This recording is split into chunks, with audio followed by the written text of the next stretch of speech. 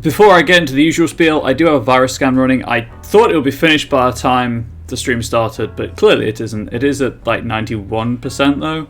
So the video may stutter occasionally. That's just the processor load, unfortunately. I just would rather get the virus scan finished, as this computer is literally my life. Literally my work life. Like everything I do needs a computer. So I'd rather know that it was safe from viruses. But usual introductory spiel, let's get that out of the way. My name is Ryan, or Comrade Bubbles, as it says beneath the webcam. I do not speak for Onyx Path, nor is this project official material. All views and opinions expressed are my own. This material will be available to buy in the StoryPath Nexus. I'm merely a grateful fan with a platform. Speaking of platforms, being a fan in the StoryPath Nexus, if anyone watching this caught the Community Content Fundamentals panel at Onyx PathCon, thank you. It was a huge honour to be invited to appear on it, to speak on it, and it was a great way to spend an hour or so. Continuing. I'm disabled. I do experience muscle spasms that can affect the muscles of my jaw, throat, and tongue, also like any other muscle group in my body, but those are the most annoying ones. That can lead to twitches, like my head being jerked from side to side. It also can worsen my natural stammer, or stutter if you prefer. And means I can slur my words a little. I apologise for all of that. Obviously, I'm not apologising for doing it because I'm not going to apologise for being disabled. It's a fact of life.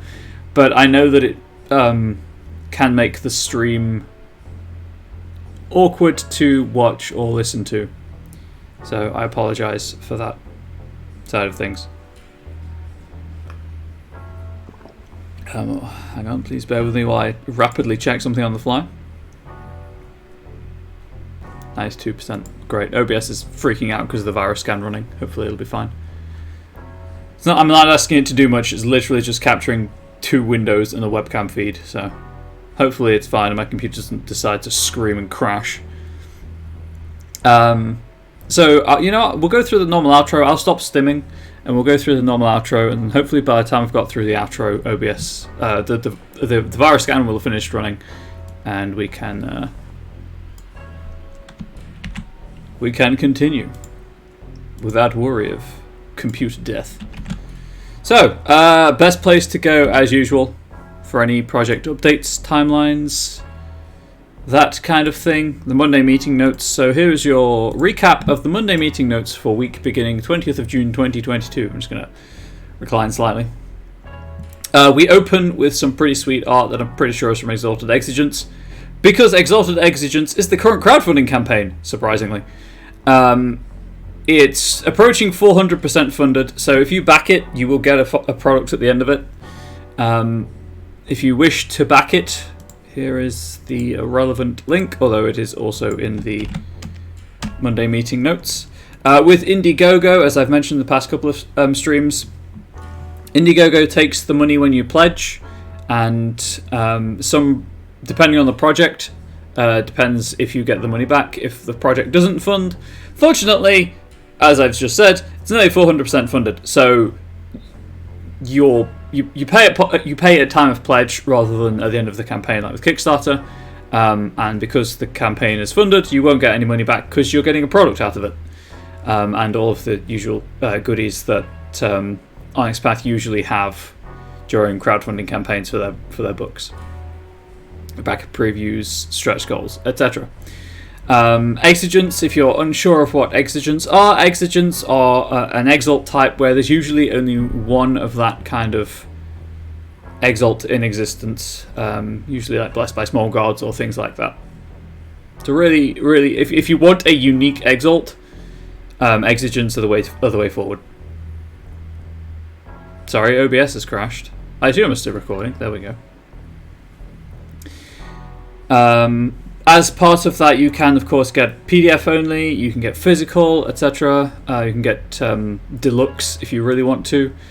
And then the announcement has been made that the next crowdfunding campaign will be Trinity Continuum Ether, Ether is the Victorian era Trinity Continuum stuff, and I wouldn't be surprised if it's got some steampunky elements based on the general sci-fi nature of the Continuum. But before the campaign launches, there will be a teaser in a style delightfully appropriate for the era, so keep an eye out for that. There's news on some ads for Mystery Science Theater 3000, as Onyx Path is a sponsor for their current season, if you're into MST3K. And there is an announcement that Jenkins and Tate, the people putting together the pitch for a Scion TV show, have sent a list of casting options to Rich T for their thoughts on who might play which character. No official confirmation of anything happening, simply things continue to move on that project. And as we are approaching the end of June, but not there yet, the current 10th anniversary celebration sale, I should have muted Facebook, remains to be the Crossroads Continent. So if you are interested in the Crossroads Continent, you can pick up People of the Crossroads Continent and the whole, one of the whole, something about a whole, as a pre-written adventure for the Crossroads Continent. What else? I think that's it. There's a bit of an explanation about why Onyx Path, no matter what you've heard, is a small company. There are 4 people on payroll, and then everyone else is freelance. Because every now and then, unfortunately, TTRPG discourse does circle around to the fact that because Onyx Path is so relatively successful and puts out so much product, so many products, that it must be a big faceless corporation, and it's really not. So that's a thing that unfortunately he's pointing out, but it's pretty impressive once you know that is the true state of things. Media this week, Onyx Path Con Q&A. If you missed it at the con, it's that's the it's the thing being put out this week, including the secret new project, The World Beneath, The World Below, something like that. World Beneath, I think, which is story path but fantasy and subterranean civilizations and stuff. So keep an eye out for project updates on that. Now, those of you who like to know what's coming up on the channel, I don't know if anyone does, I just do this because it's something to talk about, and also might be helpful for people who watch the video on demand. Obviously, right now, Trinity Continuum Core behind the screen. We continue with Horrors of the Continuum for another hour and 40-ish minutes. Later today, 6 PM EDT, They Came From Beyond the Grave, the finale of the Story Path Showcase for that. Wednesday, 9 PM EDT, Mage of the Ascension Walking into Shadow. Friday, 7 PM EDT, Deviant the Renegade's Twilight Network. Same day, it's 11 PM EDT, They Came From Camp Murder Lake, Vorpal Tales. Saturday, 8 PM EDT, Hunter the Vigil, Black Royal Regatta Decennium. Sunday, 3 PM EDT, Scion Godsend continues. And Sunday, 8 PM EDT, Trinity Continuum Assassins, Devil's Look Gaming. This is the latter act of their Adventure and Assassins crossover. And if it's anything like their previous shows, it's sure to be a fun time. Media highlights of the week being the Devil's Look Gaming show. What else? On sale this week, if you're interested in such things, and you really should be, because it's a fantastic book. Demigod, Scion, Demigod, the book 3, the third kind of core book for Scion. It is being released PDF and print on demand on Drive-Thru-RPG. I backed this at Kickstarter, and it's a fantastic preview manuscript, and I can't wait for the actual physical book to be in my grubby gamer hands. Actually, my hands are pretty clean. I do have obsessive compulsive tendencies when it comes to personal cleanliness. So my very clean gaming hands. I don't know where I was going with that. I'll be honest, I was just awkward for everyone involved. Do apologise. But if you are interested in what things Demigod bring to the table, I guess I'll break down the game line for you. Scion Origins, the core rules. It's all of the story path stuff that you need to know to play the game. Unique to Scion, you won't be able to play Trinity Continuum with Origin. You will need the Trinity Continuum core book, because while they do use the story path system, it's implemented differently. Origin gives you the rules you need to play as like people who are just waking up to the fact that there is divinity in the world. Well, not people who are awake to the fact there's divinity in the world, but unaware of what it holds in store for them. So you have minor supernatural abilities, but that's really it. Scion Hero, you know you're a child of the gods in whatever form that takes, and you are beginning your journey towards godhood. Scion Demigod is the next step on that journey. It includes stuff like divinity dice and collateral damage, because you have the powers of a demigod and they can go out of control with horrible repercussions. Dominion boons, where rather than having like a specific control over a specific aspect of a purview, you can just do stuff with the general application of that purview. As well as demigod level expansions for birthrights, 5 new pantheons: Mesopotamian, Incan, Polynesian, Slavic and Mongolian. And as you'd expect, some advice on how to play the Ascent to Apotheosis and becoming a god. More on god when I get to the project updates.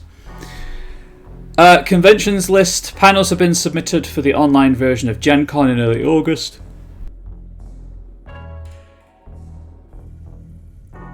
I do apologise. And Tabletop Scotland is taking place at the end of August, 27th and 28th. And 4 Onyx Pathers will be there if you're interested in running games by them. Playing in games run by them, sorry. Or just hearing panels that they're on. If you are interested in such things, and if you're on the Onyx Path channel, odds are you very well might be. The Virtual HorrorCon, July 8th to the 10th, there is an Onyx Path Publishing horror panel on Friday, and They Came From panel on Sunday. Games are still being put together during the con. More on those when they are scheduled. And now, the virus scan finished, thankfully. No malware found. Good. OBS can stop freaking out now, please and thank you. Scion Path to Apotheosis. So project updates. As usual, as is the habit, as is the norm now, the full list of projects is reserved for the monthly release roundup, which is available there for the end of May, and updates are included week to week. So in development, Path to Apotheosis being demigod scenarios, so story hooks. Post approval development, Scion God. Quote from Matthew: Rich and I have reviewed the manuscript, and to describe our feelings as happy would be an understatement. The team on this book have done a titanic job of making a game where you play beings of godly power, accessible, dynamic, and fun. So there you go. Get excited for that, because it's going to be a good time. In editing, Trinity Continuum Anima DLC, layout approval, Mage of the Ascension, M20 Sorcerer, art direction, Exalted 3rd Edition Adversaries and Essence, Werewolf 20 Apocalyptic Record, and Legend Lore Legacies of Earth. Masks of the Mythos for Scion is in layout. In proofing, you've got Trinity Continuum Novas Worldwide, M20 Sorcerer, and Scion Dragon. Nothing has an indexing update this week, but at press, Scion Demigod and the Screen, Squeaks in the Deep, Screen Book Bookmarks, Hunt of the Vigil 2E, traditional press files at the printer, Hunt of the Vigil Screen files ready for press, Trinity Continuum Aberrant Herat Novella print on demand proofing is on the a print on demand proof copy is on the way for confirmation. Trinity Continuum Assassins is awaiting errata input. Dead Man's Rust, the Scarred Lands campaign, press files have been sent to the printer, print on demand proofs have been ordered. Down in the Hole, that's the name of the adventure. The advanced PDF remains on sale and errata is being gathered. And as I said earlier, Scion Demigod, print on demand and PDF version on sale from Wednesday. Here endeth the Monday meeting notes. What do my notes call for next? I think that's really it. So, just make sure my computer's not crying anymore. Everything seems to be working vaguely okay.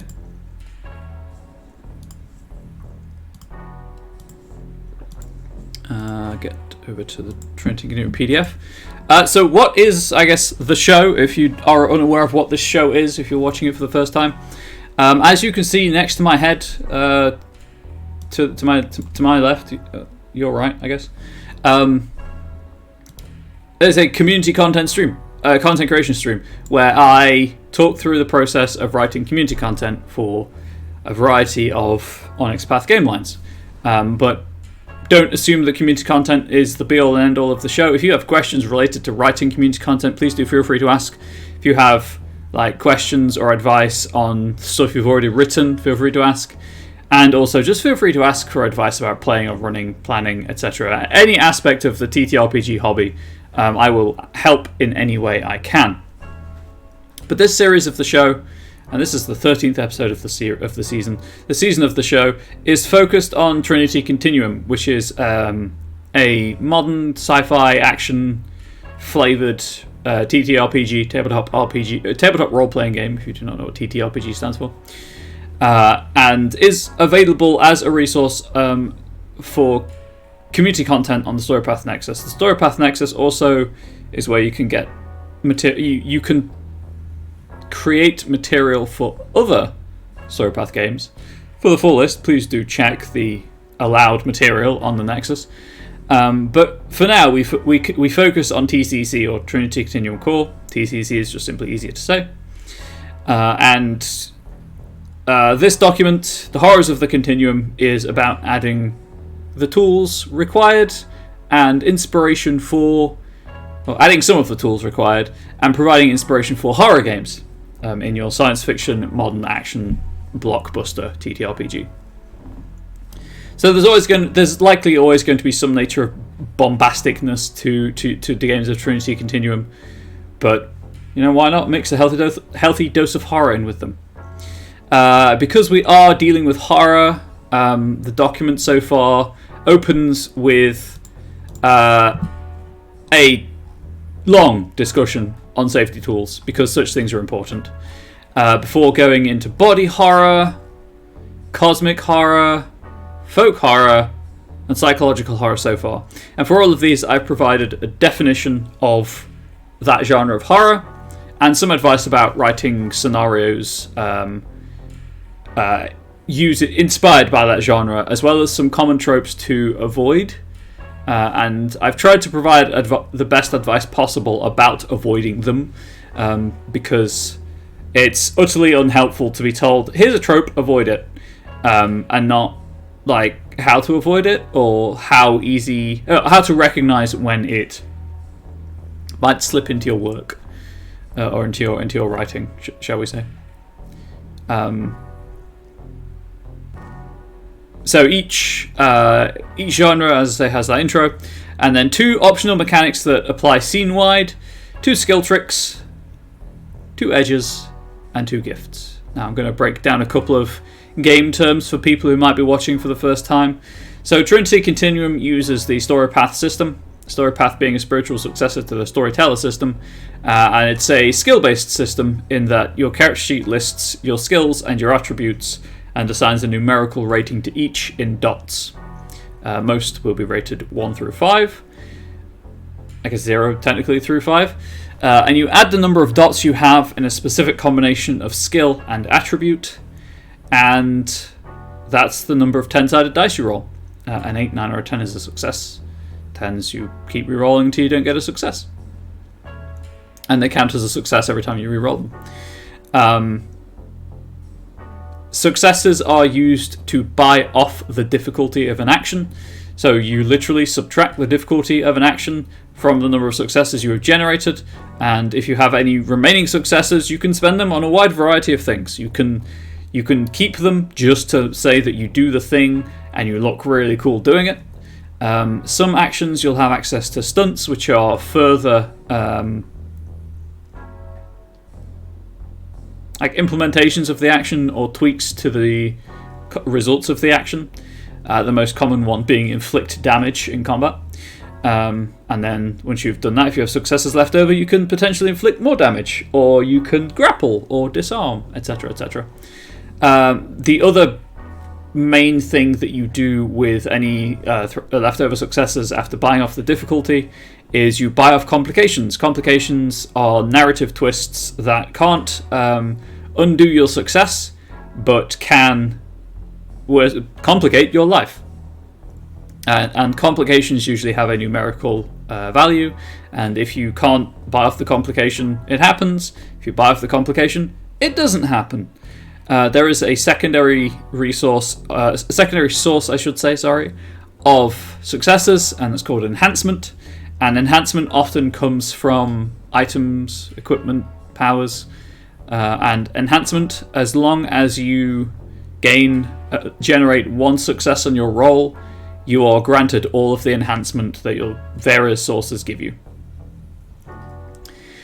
Skill tricks are ways in which your character can use a skill that perhaps not all other characters can. So you may just have access to hidden knowledge, or maybe aware of how to use your skill at public speaking to influence individual members of a crowd rather than the crowd as a whole. Edges are roughly analogous to merits in other games, if you're more familiar with the term merit, and those are just things that you have that give you an edge over other people, and they can be either like lightning reflexes, access to resources, specific training in certain areas of your life, things like that. And gifts are gifts are restricted to talents. So at the back of the TCC rulebook, there are rules for playing talents, who are everyday people who gain access to a multiversal energy source that allows them to slightly tweak, bend, or otherwise influence reality in ways that most people, like the vast majority of people, can't. And gifts are their supernatural abilities, for want of a better phrase. And so far I've given each genre that I've covered a mechanic, 2 mechanics, 2 tricks, 2 edges, 2 gifts. Observant viewers will notice that there is a genre called disaster horror that is currently empty. That is because when I started this document, I started this document before the war in Ukraine, and that combined with all of the regular all of the disasters that occur on a daily basis around the world kind of made me just, it threw me, it knocked me, because I'd like to think that we're getting to a post-war state, but we really aren't. And that obviously is a disaster, and there's natural disasters on a daily basis, medical disasters on a daily basis, and I'm probably going to include it because it is a genre of horror, but I still try to think of a way to handle it maturely and responsibly. So I'm leaving it for last. Right now we're dealing with comic horror, which is the complete other end of the spectrum, and this is, as the definition states, black comedy, parody, and spoof. Movies that are intentionally made as B-movies, Scooby-Doo, that kind of thing. I would class as comic horror, and last time I defined it, and we came up with 2 mechanics. So we're just going to continue with comic horror. We're going to do the skill tricks, maybe the edges. I'd like to get skill tricks and edges done today, and then leave gifts for another day. Oh no. I'm going to hydrate. Gonna make sure everything's fine on Twitch's end as best I can tell. Seems to be. So, I just need to move some windows around so that I can do my work whilst also seeing chat and have easy access to the rulebook. So I did realise trademark needed a limiter on it. This may be used no more than once per scene. There we go. Boom. Limiter. Once per scene. I like once per scene for this because it doesn't... once per act session, if you will, is a long cooldown on a mechanic, and especially if it's a trademark item, you want to see it, you want to get use out of it. So I feel like once per scene is a nice cooldown length. Because I'm fundamentally lazy, I'm just going to copy skill tricks and paste it. Nope. So you'll notice the cursor is slightly indented. Like this is the mouse cursor is at the edge of the line, and the blinking cursor is indented.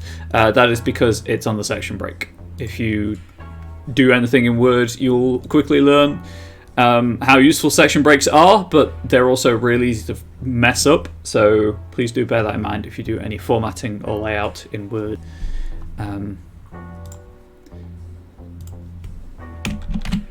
There we go. So, skill tricks. What kind of thing do we feel like doing? I've had some ideas for gifts and edges, I think. But I need to do skill tricks first, because that is the next thing to do. So, where's my full list of skills and their tricks? There we go. So I'm thinking technology. I'm thinking something to do with traps, because that's sufficiently tropey enough to come up a lot in this genre of horror. So technology, trap making, and then I think it's yep. Okay, so because tricks do involve some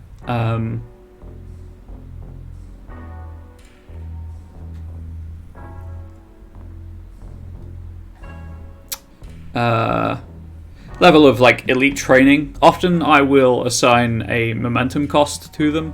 Momentum being a resource that is generated through failure but can contribute towards greater success in the future.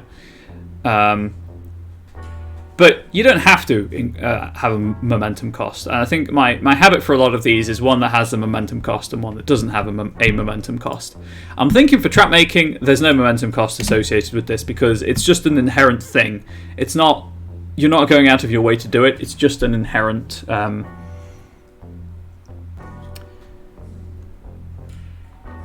thing that you can do.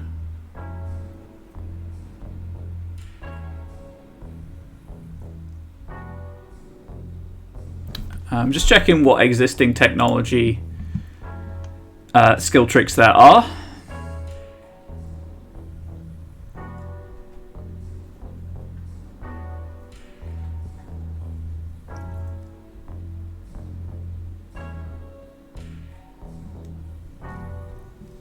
Yes.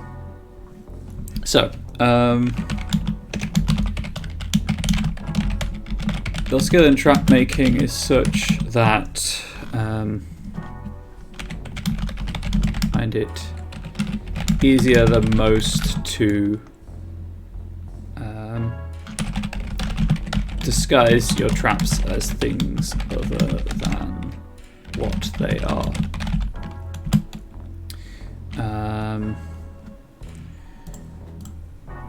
What's the phrasing?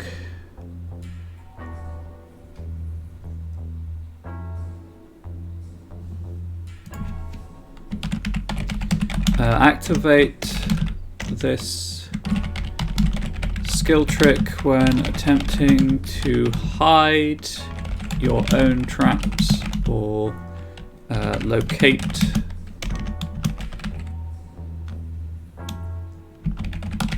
traps made by others to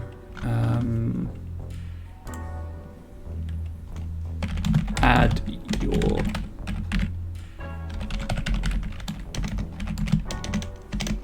technology rating to the roll. Now, because there is no momentum cost to it, that's kind of strong, I feel. Like, gut reaction is that you just do this every time. Obviously, you're adding 2 skills to a roll rather than 1. So you're almost guaranteed to find it. So let's have something like... So you won't be able to... I don't think you'll be able to botch. Hang on. Botching a roll is different in different slow path systems. So I'm just going to check. I think a botch is no successes and at least 1-1.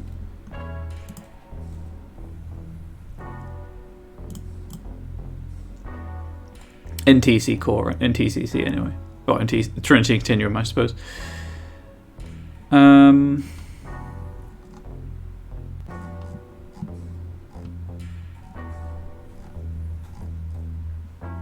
Okay, that didn't help in any way, shape, or form. Hang on, I'm just going to the index. Should have just gone to the index first. Quick check to see if chat's corrected me on anything. Doing well so far. Okay, this... There we go. So it is on this page somewhere. Time to skim. A botch occurs when the dice pool provides 0 successes and at least 1 die landed on a 1. Yeah, that works out then. Add a technology rating to the roll. If you botch the roll, you trigger the trap. You were looking for or 1 trap of the story guide's choice in your field. So field is a game term that relates to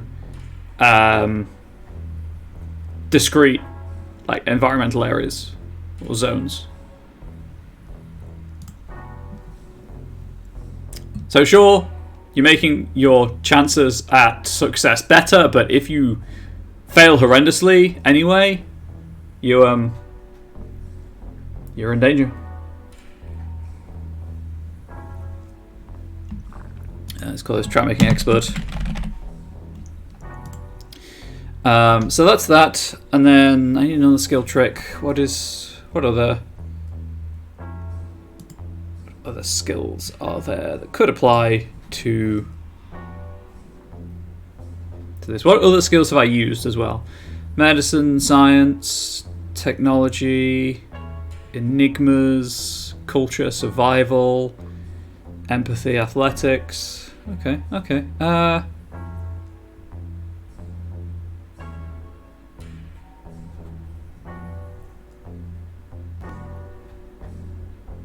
You know what? Heck it. We'll go tropey. Why not? I'm embracing the tropes for comic horror because you have to. Command. Listen up, gang. This should all be capitalized because... Whoops-a-daisy. Nope.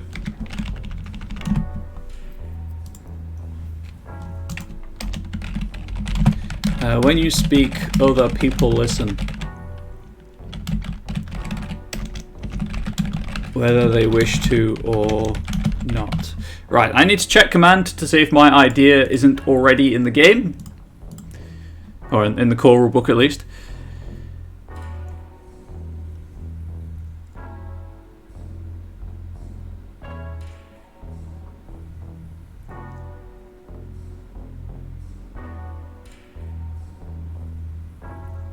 It is not. When you attempt to address a crowd of no more than, let's say, 10 people, you may spend a point of momentum. I think, is that the phrasing? 1 momentum. They may spend 1 momentum to increase your scale for the action by 1. Is that the phrasing? I think it's that. I think that's the wording that the book uses for increase your character scale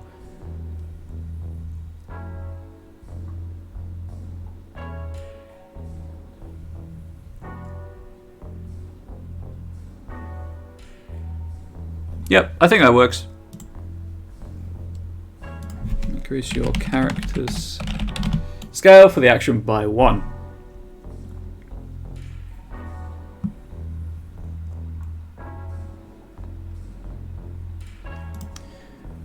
When you attempt to address a crowd of no more than 10 people.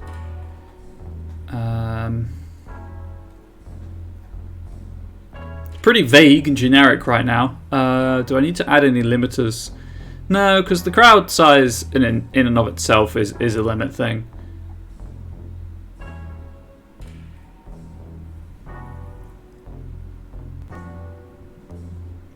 You attempt to address, calm, or instruct.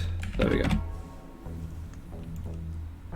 You know what, let's get rid of address. Let's just have it applied to when you're calming or instructing a crowd. Boom. Skill trick. Done. Next. If only they were all that easy. Edges.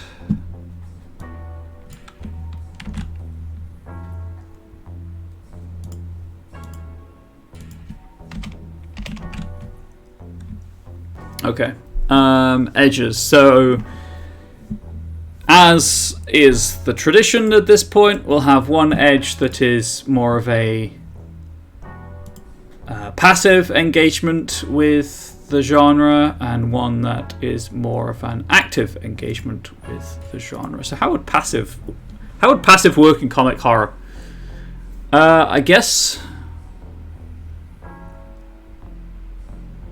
because it is more genre aware, it'd be more like a sidekick role.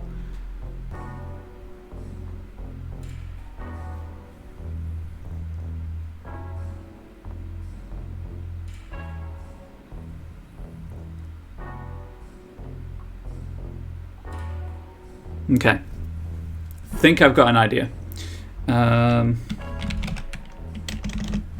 It's a mental edge. Oop, nope.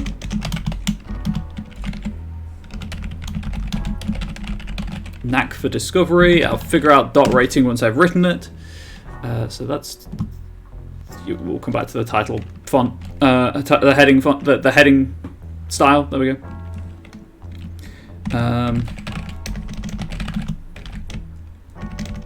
When it comes to uncovering secrets, you have an unerring knack for accidental. Nope. I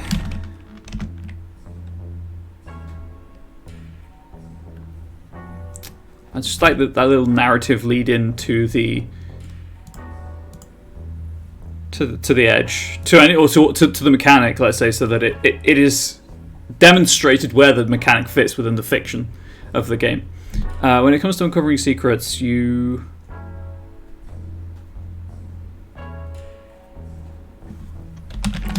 have an unerring knack for accidental discovery.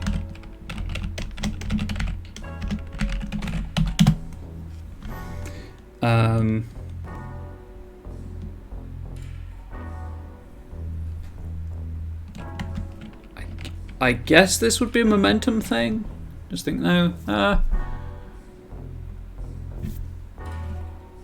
No, I don't think there's a lot of precedence for edges requiring momentum expenditure. Because they're just things that you have access to or can do. So rather than requiring momentum, let's just have it like a once per scene thing.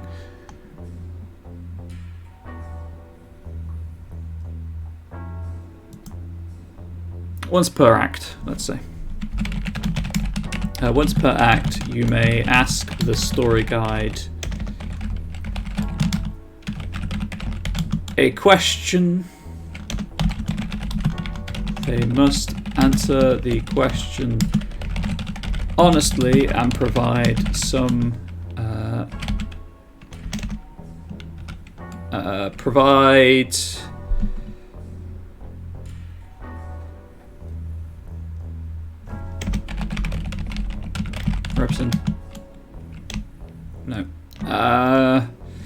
provide an in-game manifestation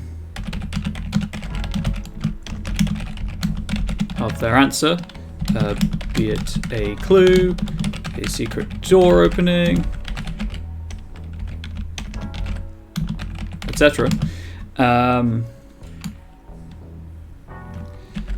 But you are unaware of the specifics of where or how that manifestation came to be. For example, you discover and open a secret door without knowing how you opened it.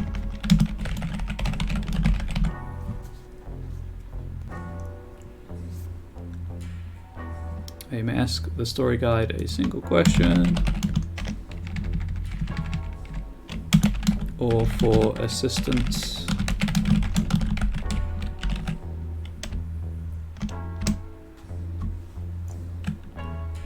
just answer the question honestly and provide the assistance through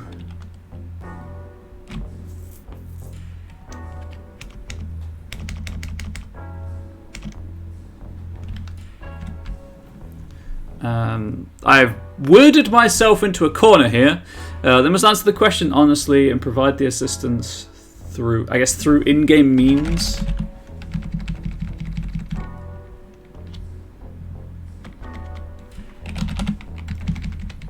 Be it that you'll cover clue or open a secret door.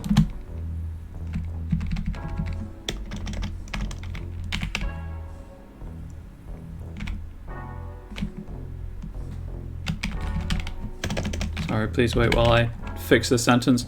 A bit that you uncover a clue, open a secret door, or similar, but you are unaware of the specifics of where or how that manifestation came to be. How that assistance happened, let's say.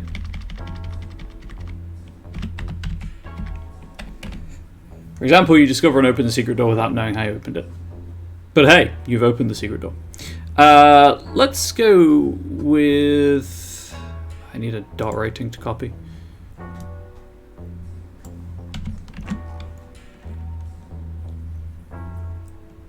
Where'd it go? There it is.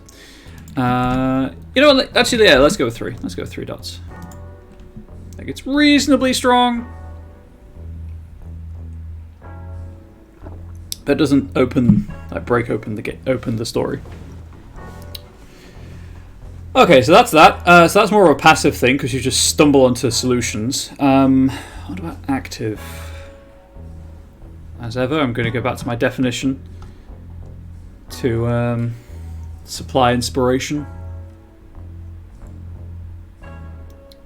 Parody or subtly spoof horror cliches as the main source of humor, or use those elements to take the story in a different direction. Horror cliches, I mean, I'm covering that already. And I am acutely aware of the fact that it's very easy to tread on They Came From's toes with this, and I'm trying not to use any knowledge of those games to influence what I do here.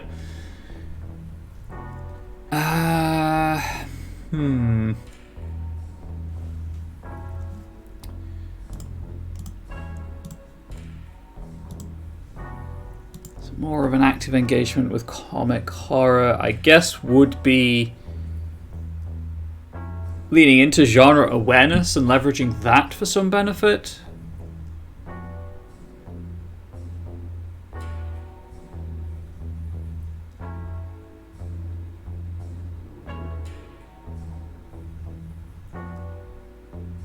Just trying to think of all of the comic horror stuff I've consumed recently, because I've gone on a reasonable comic horror binge.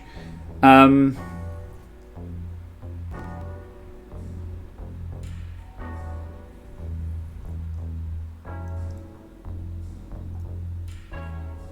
guess maybe something like I Have a Plan and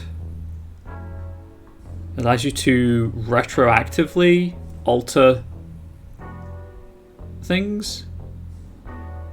So like you make a plan in game and you execute it, and then if something happens that the plan didn't the plan didn't wasn't planned for, you can retroactively change the plan to accommodate the new circumstances.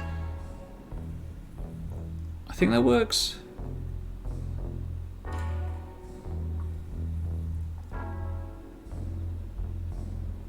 Yeah, let's go with that.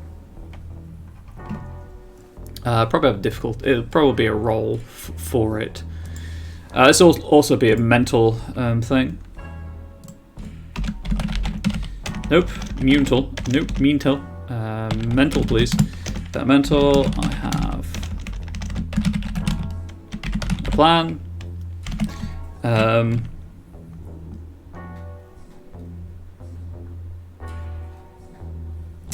You are capable of foreseeing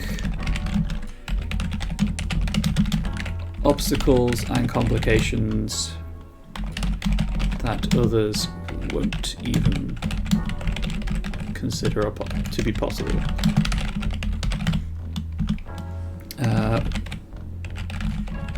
Whenever you execute a plan, if the situation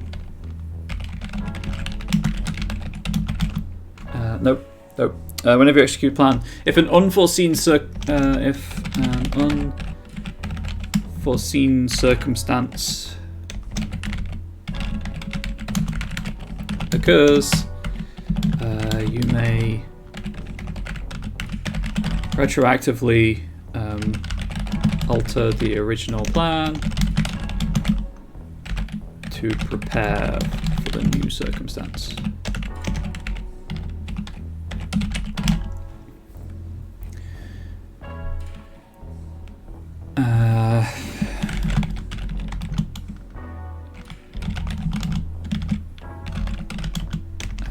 I guess you must make a roll, including a mental attribute.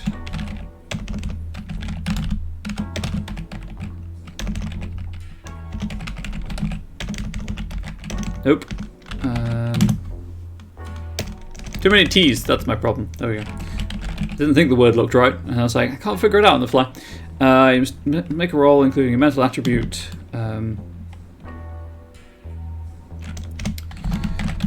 The difficulty of this roll is dependent on the change you wish to make. So,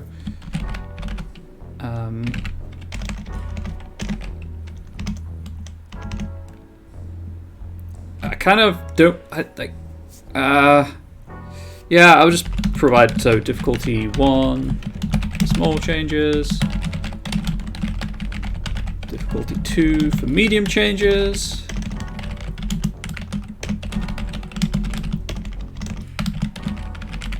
And difficulty 3 for large changes.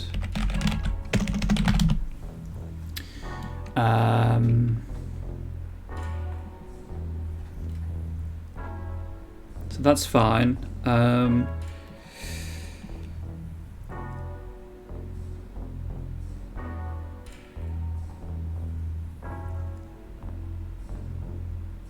So I guess failure on the roll just makes sense for like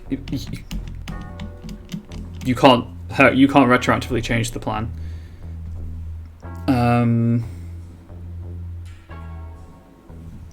So every successful use of this edge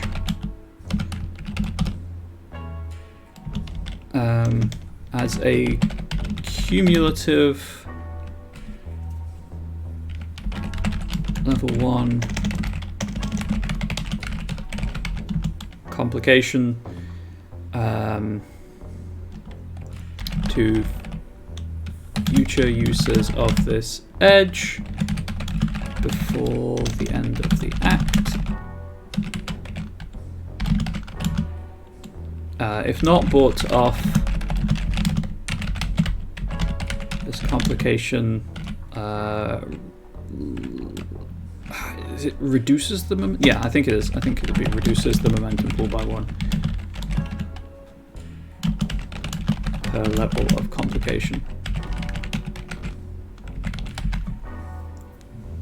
So you can keep using this over and over again to retroactively change things, but because of the amount of foresight that would require,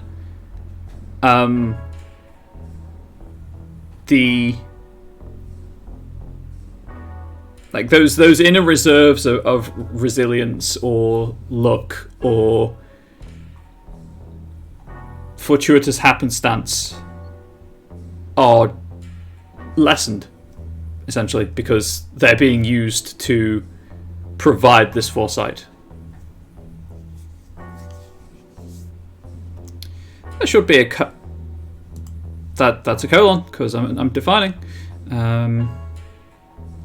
So you know what, I'll give this a 3-dot rating as well.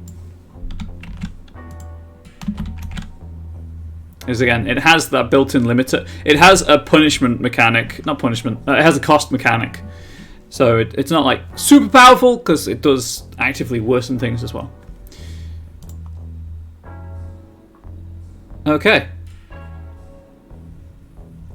Those were remarkably easy to knock out. I'm happy with those. Obviously, when it comes to... I don't know why I'm doing this.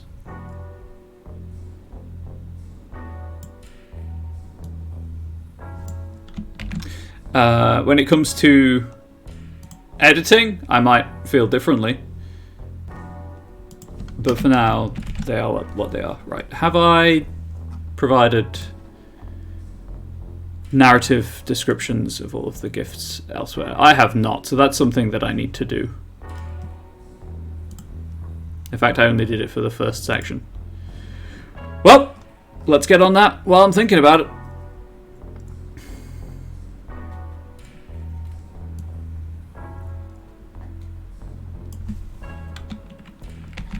Okay, so we'll come back to comic horror. It gives you credit as well as to present hero concerned with the extreme effects and situations talents can endure. The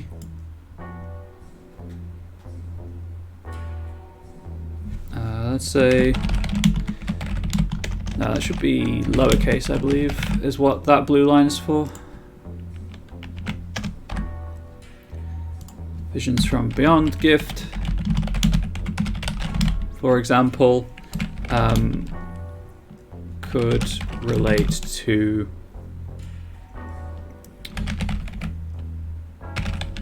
disorienting visions followed by extreme pain and distracting overstimulation of the senses. Just some sort of like little narrative hint about what it could look like.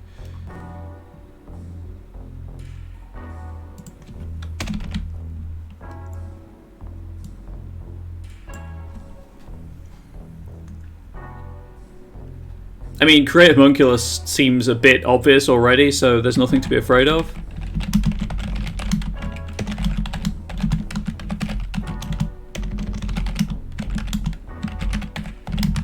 For example, could manifest as the world literally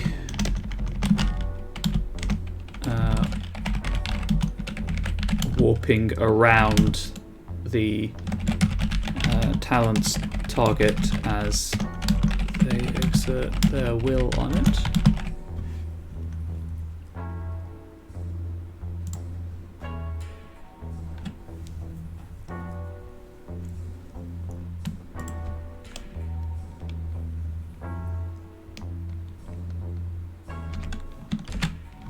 And then psychological horror.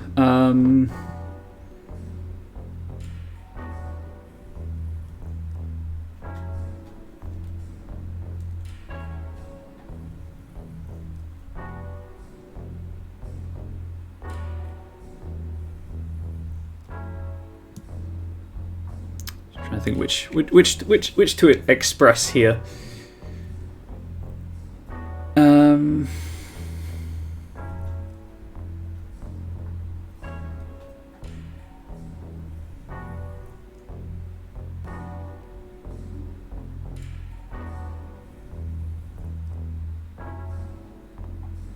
Let's go with gut feeling.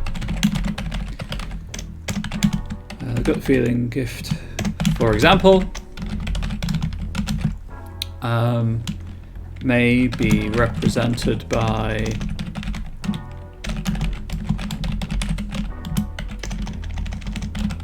shades of dead loved ones,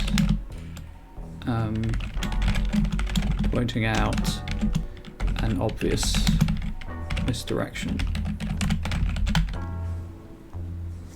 Life writ large is talent's just a life writ large, I guess, is the way I'm thinking about it. So let's just remove that for now. Now, obviously, gifts are more supernaturally things than supernaturally things. I am paid to word good occasionally by people, and you can probably tell. So I'm going to hydrate to buy myself some time to think.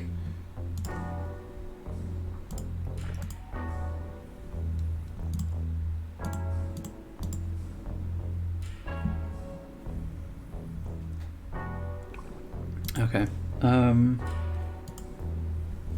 So, what I was thinking of doing for gifts, I realised would make more sense as an anomaly power. So, I guess I've mentioned it this stream, but after I've done all of these genres with the player options, I'm going to go through and give come up with 2 anomaly powers for each genre as well, for use with antagonists. So there we go. So what? Yeah, as I say, what I was thinking of doing makes far more sense as an anomaly power than a gift, unfortunately.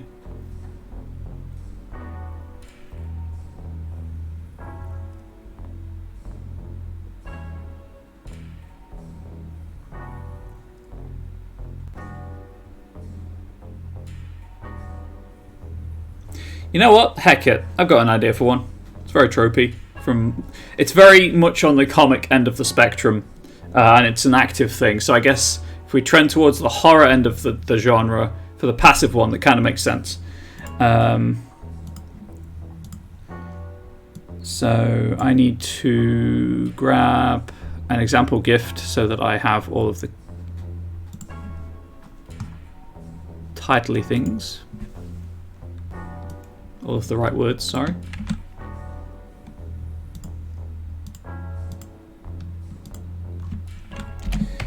Inexplicable shortcut. There we go. How to design your own gifts, because I need to break down the keywords again. I guess it's momentary because it's not a constant thing.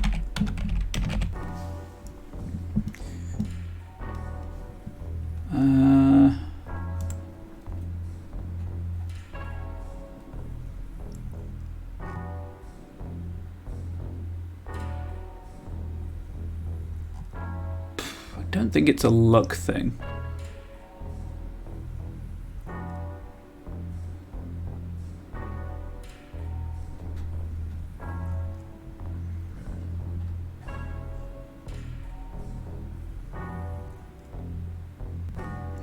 So, what would it be under?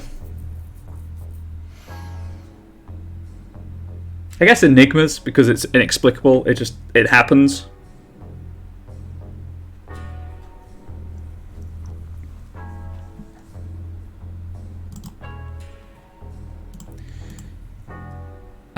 So skill, enigmas, prerequisite, enigmas 3 seems fair.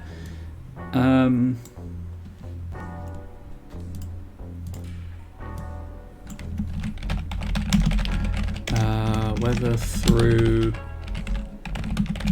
deliberate intention or mere happenstance.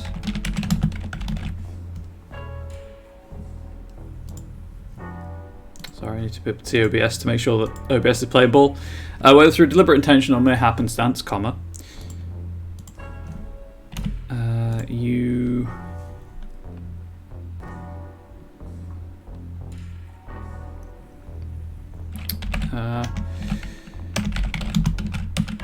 become aware of shortcuts that should not exist, and indeed exist for only as long as you need them to. System.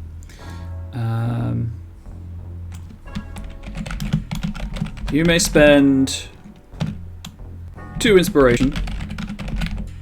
I think it's numerical. Just pick a random.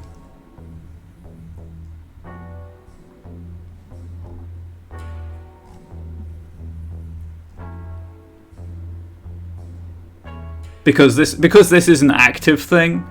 Dang it! These will just spend 1 inspiration. Dramatic editing? Would that have the right example?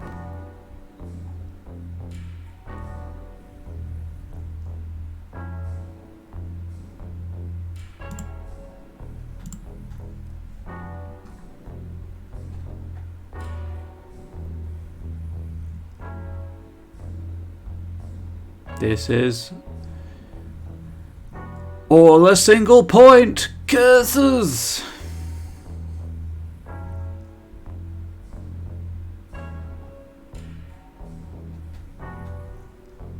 I think you'll be spend 2 inspiration. You may spend 2 inspiration when crossing a threshold to connect that threshold to one you have seen in the same field.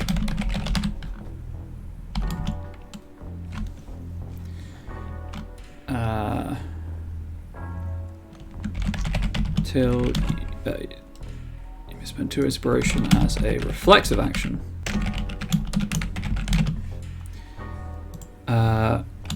Until you spend a reflexive action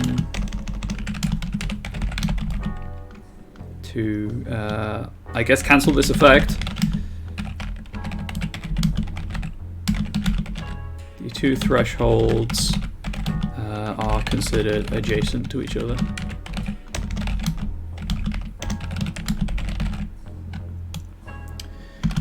For the purposes of movement and range. Ranges, I guess? Let's say range. So it's obviously harking back to the the corridor chase sequences in Scooby-Doo, where they go into one door and they come out a door that it cannot possibly connect to, but somehow has. I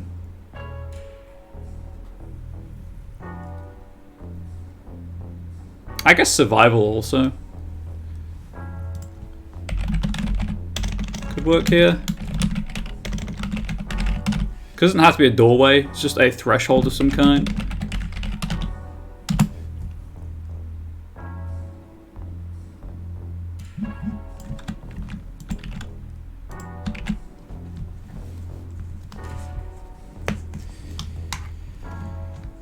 Okay, so that's that.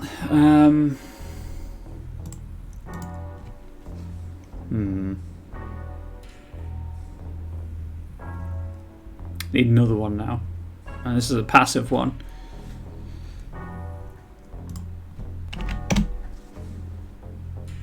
And as I say, because it's passive, it should probably trend more towards the horror side of the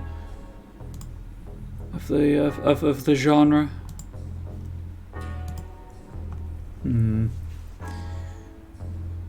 But still be black comedy or pastiche, parody, spoof, what have you.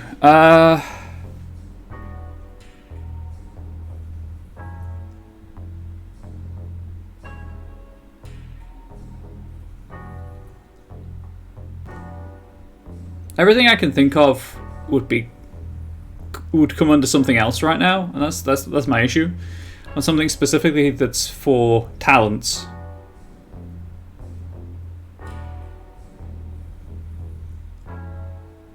Just trying to think of horror tropes.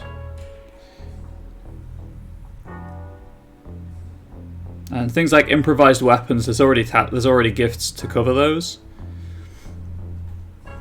Like dangerous driving, escapes, things like that.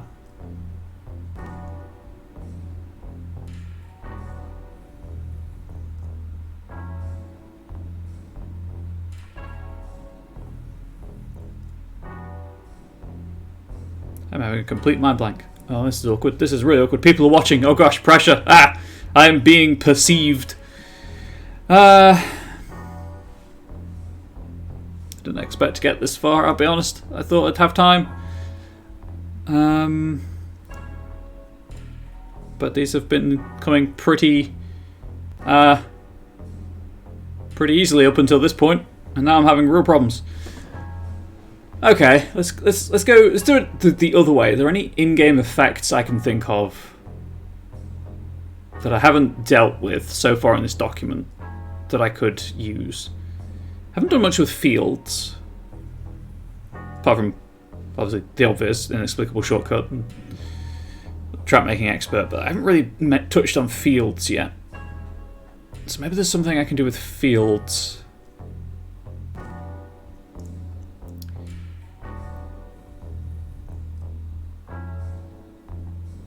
Well, actually,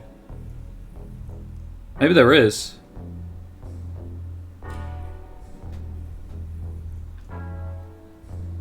And it is a horror trope, and it does kind of come up a lot in comment in like B movies and stuff of self-sacrificing.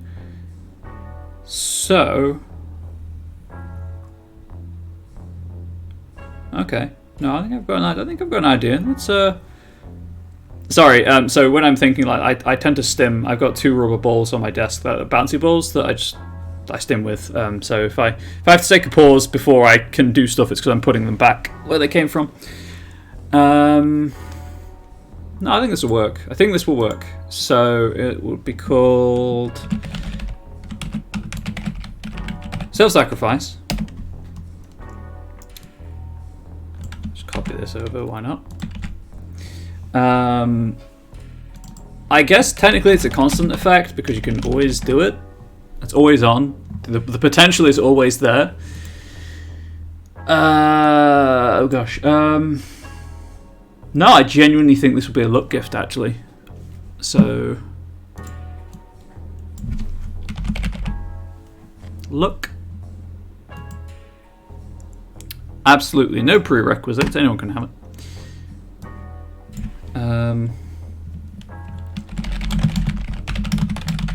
When the chips are down, and your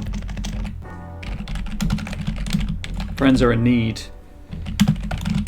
you're always there to save them, no matter the personal cost. System. You may spend an inspiration as a reflexive action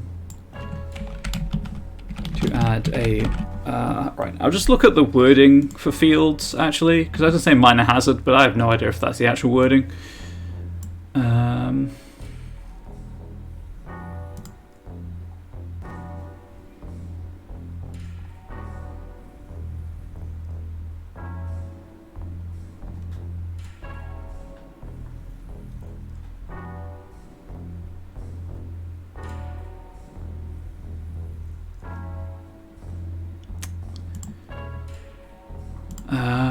Right, I'm just going to go to the index for fields. I remembered there's an index.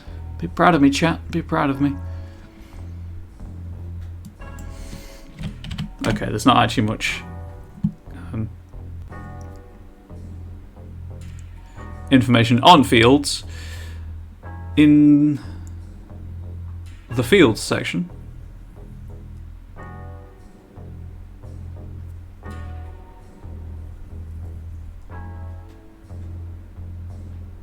So fields are just like complications, except they apply to every character in a specific area. That's fine. Condition, sorry.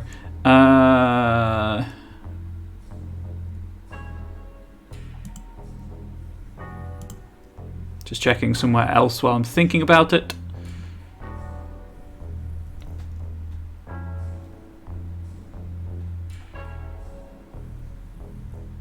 There we go.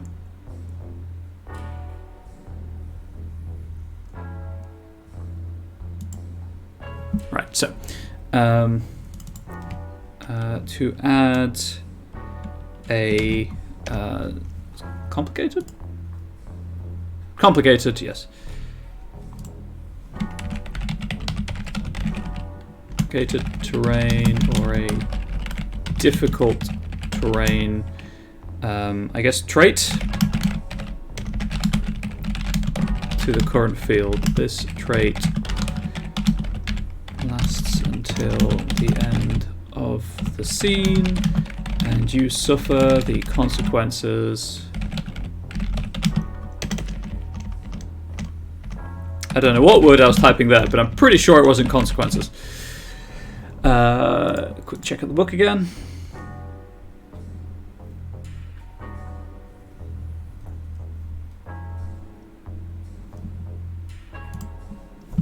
Yes, and you suffer the consequences when you use this gift.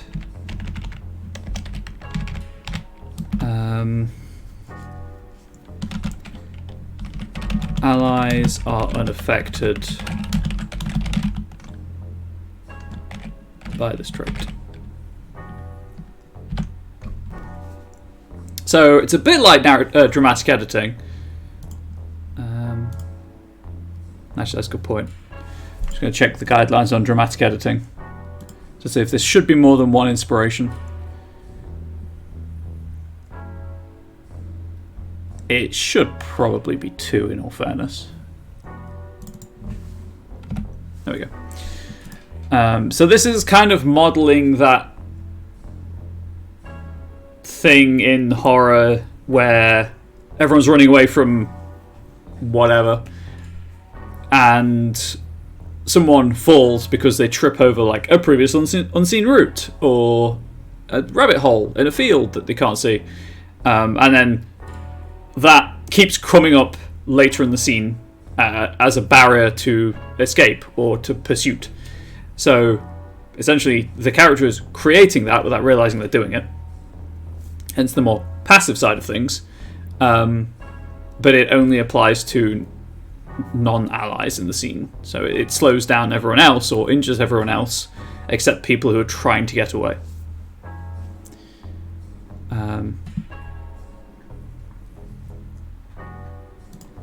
Allies who can hear you are unaffected by this trait as you warn them of the dangers ahead.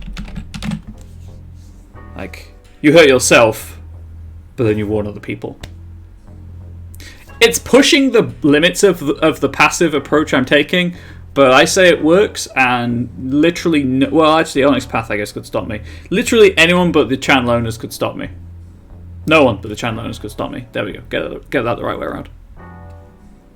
The power's gone to my head. But there we go. That's comic horror done.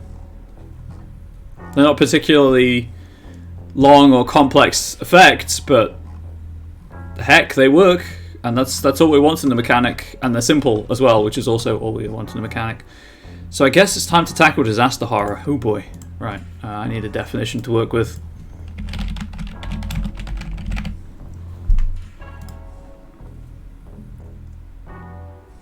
Okay.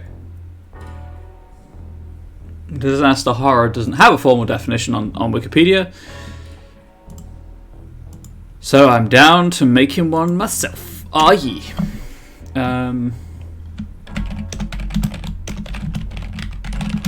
Purposes of this supplement. Disaster horror is a genre of horror that is focused around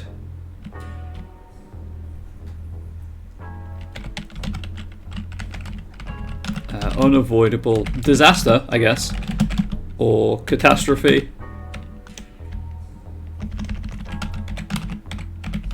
unavoidable catastrophe on many scales. This can range from natural disasters to wars at larger scales,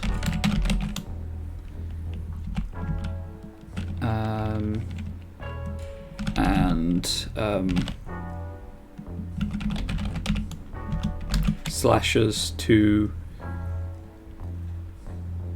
I guess, external manifestations of the breakdown of interpersonal relationships.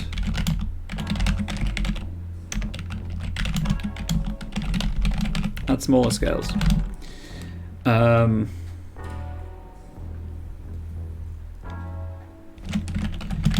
To the inevitability of the disaster. Stories that are set within... Actually, it's a good thing I finished comic horror so early because it gives me time to define disaster horror before going on to into the next stream. Due to the inevitability of the disaster, stories that are set within this genre may feel overwhelmingly futile. I attempted to spell a word, it's fine. May feel overwhelmingly futile and deal to no small extent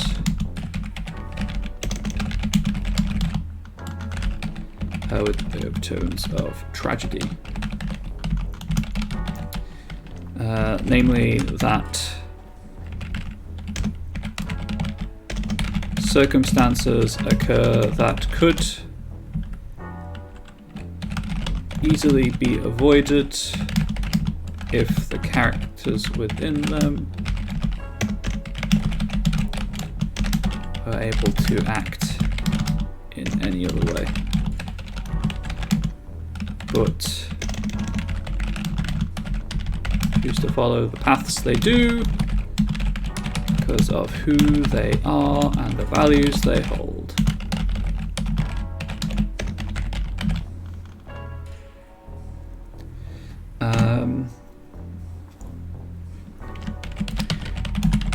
Unlike most genres discussed in the supplement,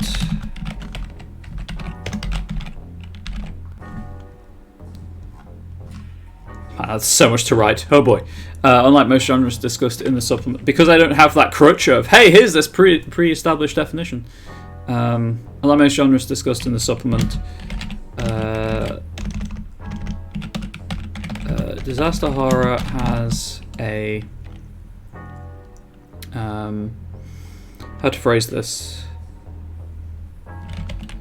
Much greater chance, I guess, of encouraging hope between characters involved in the story, as it provides a platform for them to bring out the best in each other in the face of seemingly insurmountable odds. Telling a story that balances the, I guess, pessimism,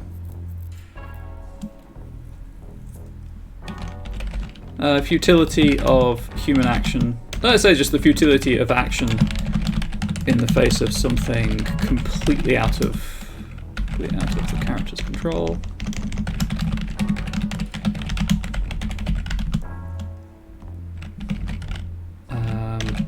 While also highlighting this optimism and hope.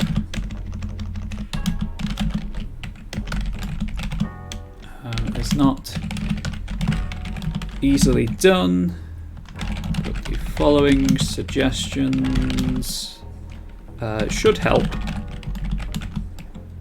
to should help when writing scenarios in this genre. Okay, so let's say the first thing to be aware of and to decide is the nature of the disaster itself, as that will affect every other decision you make as the story guide. Whether the players or their characters, I'm aware that I'm just narrating what I'm typing, but I need to type this stuff for the rest of it to make sense, so I apologise. Whether the players or their characters are aware of the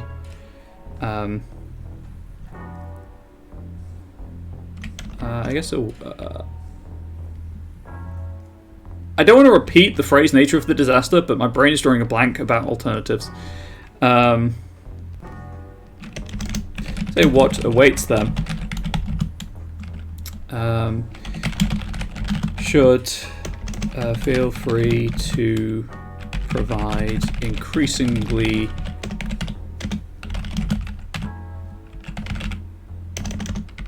obvious and detailed hints/clues as it draws near. The nature of the disaster will, in all likelihood, allow you to draw in other draw upon. Obviously, as I'm typing this out and talking aloud, if you have anything you want to say, feel free to chime in with it. Let's draw upon other genres of horror. For example, a slasher following a group of teens at summer camp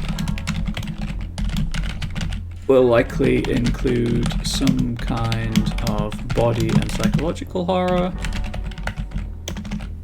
I nearly typed in psychological. It's like, haha, psychological horror is funny. It's not. Some kind of body and psychological horror, whilst a looming natural disaster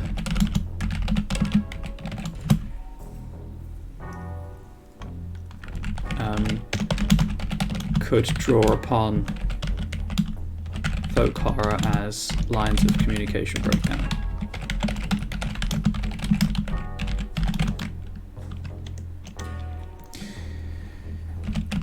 Secondly, you should encourage your players to engage in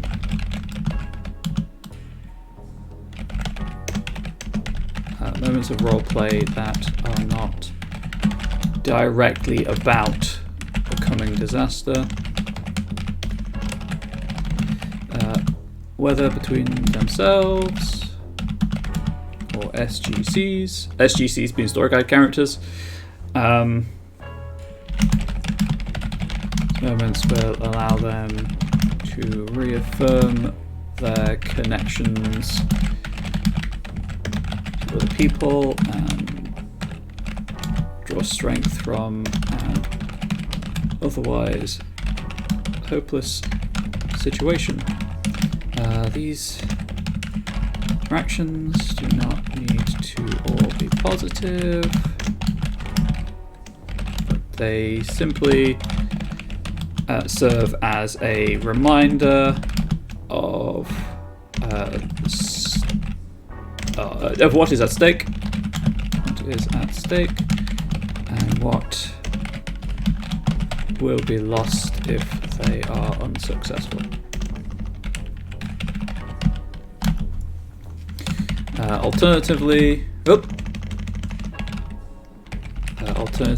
you can use these moments as a way to highlight how other characters are reacting to the situation, and it would be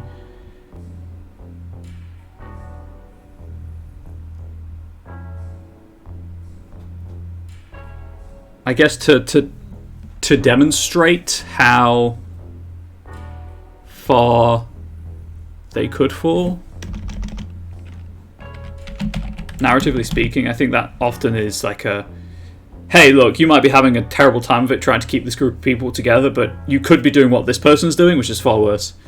In order to show them how far they could fall, and to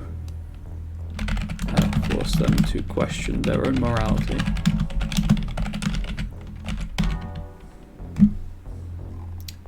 Because horror is often used for morality questions as well. Not really going to go into that now. This is not a philosophical show. I'm here to spout nonsense for 2 hours ish, and yeah, there we go.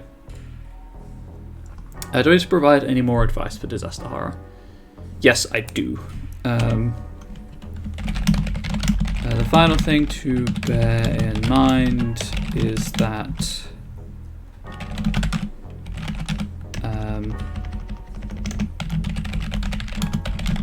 depending on the scale of the disaster, players may not be able to succeed in the traditional sense of the word. They can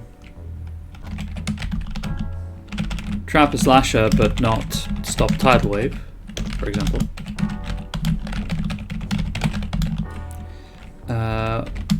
But they should be able to succeed at their goals, even if the world around them is overtaken by disaster. So let's go with an example.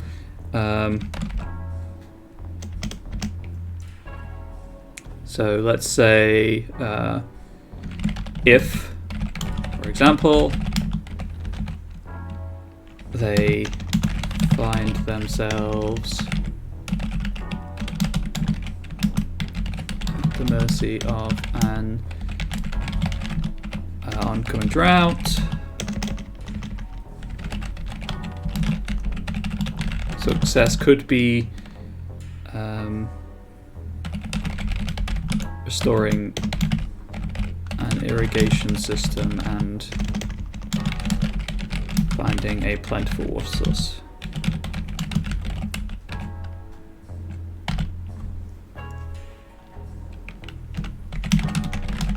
Rather than stopping the drought entirely.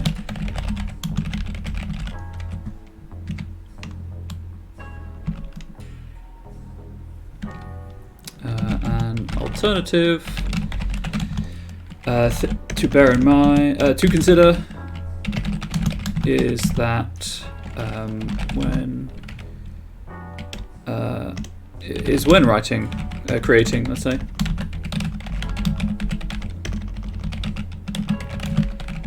disaster horror scenarios, success could be a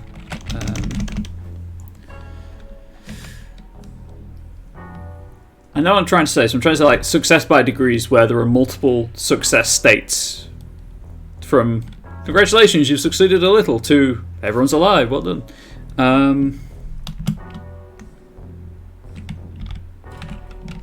Could be measured in degrees, where a limited success could be, just going to go back to the slasher example, imprisoning the slasher, and a greater success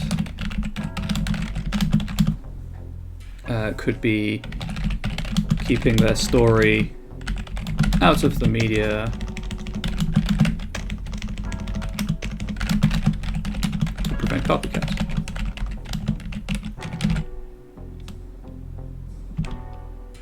Right. I don't know if that makes sense as a breakdown as a disaster horror and some advice for writing disaster horror scenarios, and I won't know if it makes sense until I come back to it next stream and reread it, and during editing and stuff. But for now, that's what we're going to be working with. So this stream is every 2 weeks. So theoretically, on the 5th of July, how is it nearly July already? On the 5th of July, I'll be back with the scene mechanics, probably tricks, maybe edges if I have enough time. So if you hopefully you're looking forward to that. If you came in out towards the middle or end, you will have to wait a week, unfortunately, to watch the video on demand. If you subscribe to the if you subscribe to the Onyx Path Twitch channel, it should not have been so hard to say. You can watch the video on demand as soon as I click stop streaming. If you have a Prime Gaming account, that gives you one free subscription every month, and it counts as a tier 1 subscription for you and for the channel you use it on. If you have an Amazon Prime account and have not yet linked it to your Twitch account, you can do such a thing to get said Prime Gaming account. If you aren't subscribed to the channel, or you don't want to, or you can't subscribe to the channel, if you wait a week, this video, this archive, the stream will be available for general watching on the Onyx Path Twitch channel and on my personal YouTube channel, Comrade Bubbles. It's probably worth searching for Comrade Bubbles or Behind the Screens Season 7 or S7, and then all of these past streams are up there. But outro time. So again, if you were not here at the start, I don't even have to do anything. I can just right-click on the one in chat.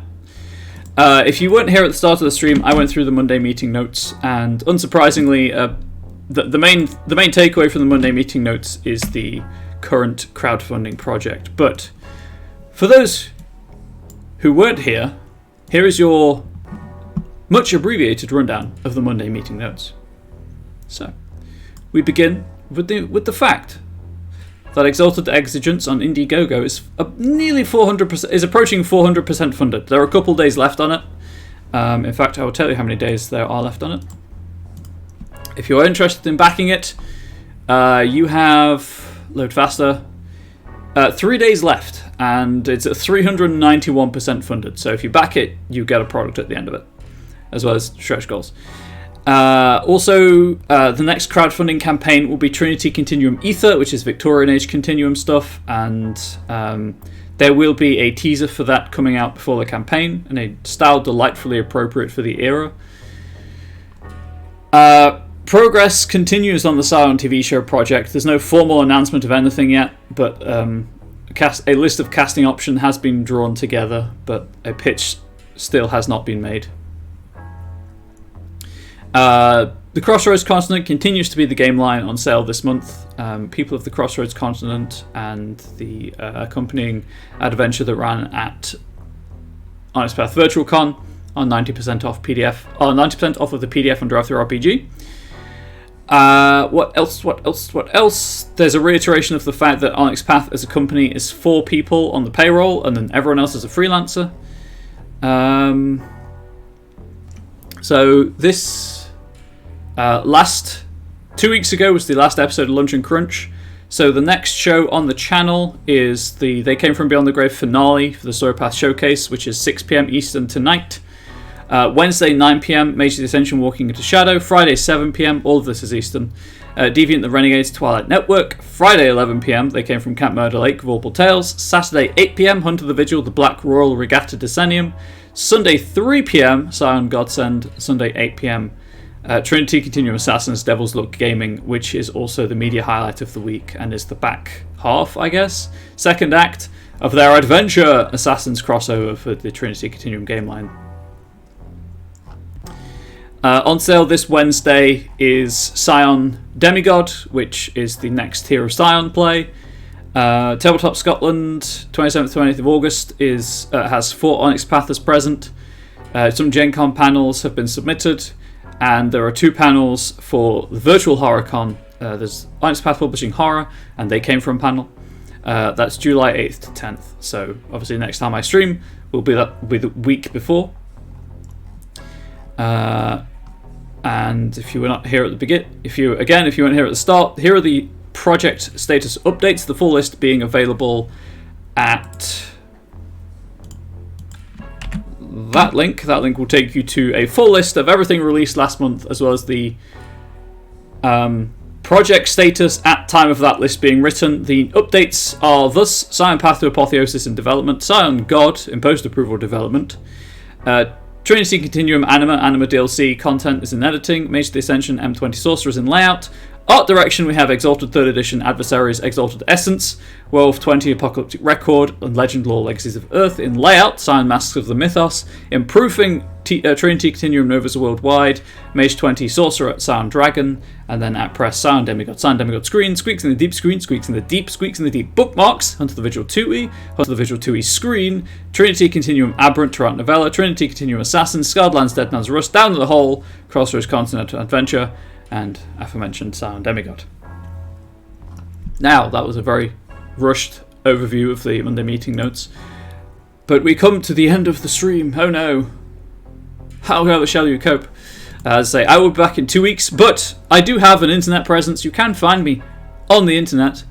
You can find me on Twitter at Comrade Bubbles. I stream on Twitch, twitch.tv/Comrade Bubbles. Ordinarily, I would stream after this show. I would stream about half an hour from now, but I'm getting quite a headache, and I had a really tiring weekend in terms of creativity, and I think I just need to rest before burning out. So I probably won't be streaming today. So I'll be streaming on Thursday. I'm currently playing Silent Hill, so it kind of ties into the horror that we've been talking about today. But I'm always happy to talk about role-playing stuff, tabletop, video, whatever, at either of those routes to get in contact with me. Again, twitter.com/Comrade Bubbles, or at Comrade Bubbles if you prefer, or twitch.tv/Comrade Bubbles. I'm also on YouTube, as I mentioned. It's Comrade Bubbles there too, surprisingly. If you have been watching this and have any lingering questions, feel free to reach out to me on those places. Feel free to swing by the Onyx Path Discord server, and people there are very knowledgeable and will no doubt be able to answer any questions you may have. But I'll be active in chat for like 5 or so minutes as the post rolls. If you do have any questions you particularly want to ask. But for now, from me to you and your loved ones, please do stay safe, please do stay healthy, please do stay wholesome, and hopefully see you in 2 weeks' time. Goodbye.